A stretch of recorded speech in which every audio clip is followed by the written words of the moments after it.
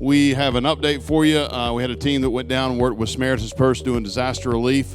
We've partnered with them for many years. I've worked with Samaritan's Purse for over 15 years doing different ministry and serving in different ways and opportunities. And so Lisa is going to share just a couple minutes about it. Hi, good morning. Thanks for letting me come and be here this morning. So the Cross, if you know anything about the Cross, you know that we partner with ministries, and one of those ministries is Samaritan's Purse. It's a huge part of mine and my husband Mike's life.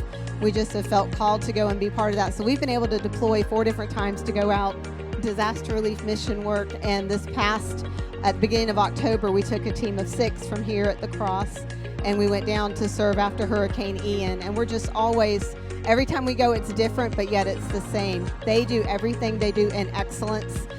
They have great big trailers. They have top-of-the-line equipment. When we go into a community that's been devastated from a disaster, we are able to go in and help clean up with tree debris, to go in and mud out houses that have been flooded, put tarps on homes.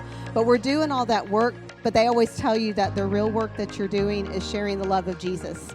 So they've told us, even if you don't pick up a twig, if you don't drag out carpet, if you don't do anything but hug those homeowners, love on them, and share your story with them, that's our main goal, to be there. One of the things they do is when they go into a community, they find a church, which they call a lighthouse church. And so that church stays behind after all the disaster is fixed, and they continue to minister to that community. So nothing is ever just a one-time event. The homeowners that are there, they have the church follows up with them, invites them to church. They have dinners for them. They meet their physical needs, but they also try to meet their spiritual needs as well. So if you ever think that that's something you might like to do, in the back in the Connect Center, we have a sign-up sheet there for disaster relief.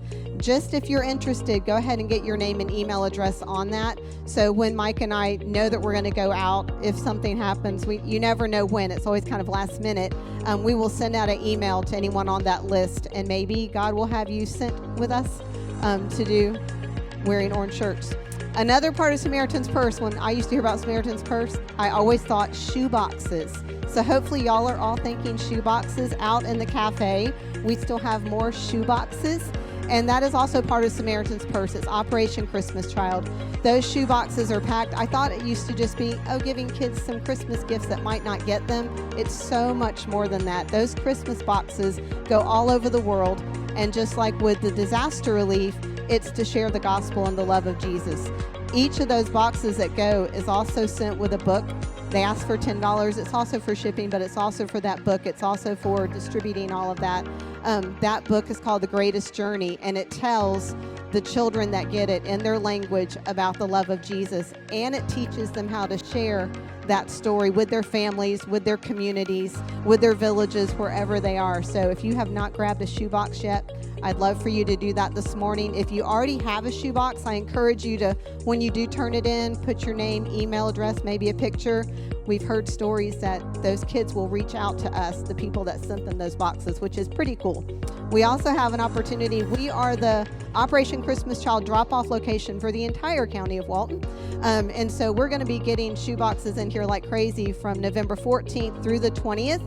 And those boxes have to be received. We want them to be prayed over. They have to get boxed, tagged, counted, all of that. We need some volunteers to help with that. So you can also find that out in the Connect Center. Come find me in my orange shirt, and I will help you know how to do that as well. One last thing. If you don't want to go shopping, you like to do your shopping online, you can do an online Christmas shoebox. Those boxes go to really remote places, places that the gospel may be not even allowed, but Christmas boxes are.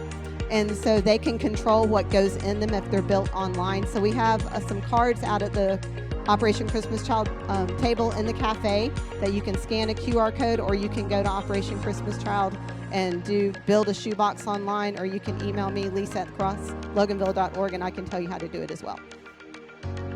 Awesome. Thank you, Lisa. You guys give Lisa a hand. She does a phenomenal job here.